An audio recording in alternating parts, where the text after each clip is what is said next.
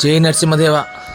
ఈరోజు మనం నరసింహస్వామి ఎందుకు సింహపు ముఖంతో అవతరించాడు, ఎందుకు స్తంభం నుంచి మాత్రమే ప్రత్యక్షమయ్యాడు, ఈ మహిమ వెనుక ఉన్న గొప్ప రహస్యం మీకు తెలుసా అనే విషయాన్ని తెలుసుకోబోతున్నాం. నిజానికి నరసింహుడు ఎవరు? భగవంతుడైన శ్రీ మహావిష్ణువు యొక్క 4వ అవతారమే శ్రీ లక్ష్మీ నరసింహస్వామి. ధర్మాన్ని రక్షించడానికి, తన భక్తుడైన ప్రహ్లాదుడిని కాపాడడానికి ఆయన నరసింహ రూపంలో వచ్చాడు.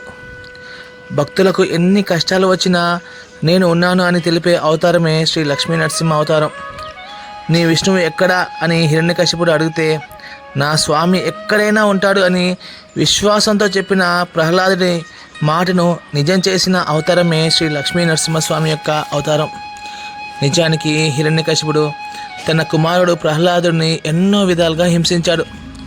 కానీ ప్రహ్లాదుడు ఒకే విశ్వాసంతో ఒక్క క్షణం కూడా ఓం నమో భగవతే వాసుదేవాయ అనే నామస్మరణను విడిచిపెట్టలేదు. ఇదే నిజమైన భక్తికి నిదర్శనం. ఎన్ని కష్టాలు వచ్చినా భగవంతుని మీద విశ్వాసం కోల్పోలేదు. కావున ఇదే నిజమైన భక్తి అంటే. కానీ మనం ఒక చిన్న కష్టం వచ్చినా ఆ రోజు భగవంతుని మర్చిపోయి ఆ కష్టం గురించే ఆలోచిస్తూ ఉంటాం. ఈ కష్టం భగవంతుడు నాకెందుకు ఇచ్చాడు అని. నిజానికి కష్టాలు వచ్చేది భగవంతుని మీద మనకు ఎంత విశ్వాసం ఉంది అని తెలుసుకోవడానికి మాత్రమే. అందులో ప్రహ్లాదుడు విజయం సాధించాడు, మనం విఫలం అవుతూనే ఉన్నాం. నిజానికి కష్ట సుఖాలు అనేవి ద్వంద్వాలు. శీతోష్ణ సుఖదుఖేషు అని శ్రీకృష్ణ భగవానుడు భగవద్గీతలో తెలిపాడు. అంటే శీతాకాలం, ఎండాకాలం ఏ విధంగా వస్తూ పోతూ ఉంటాయో కష్ట సుఖాలు కూడా అలాగే వస్తూ పోతూ ఉంటాయి. అవి ఎప్పటికీ అలాగే ఉండిపోవు.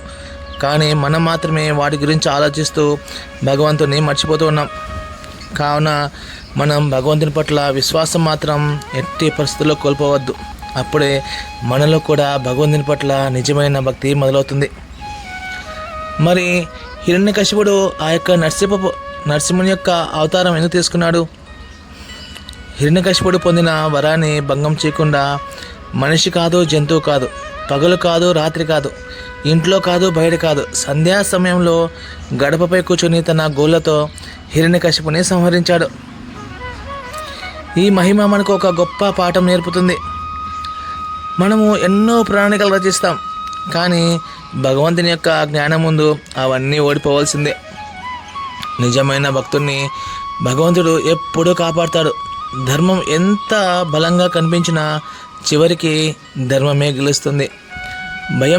భయాన్ని జయించేది కేవలం భగవంతునిపై ఉన్న అచంచలమైన భక్తి విశ్వాసం మాత్రమే అని ఈ యొక్క గుణపాఠం మనకు తెలుపుతుంది.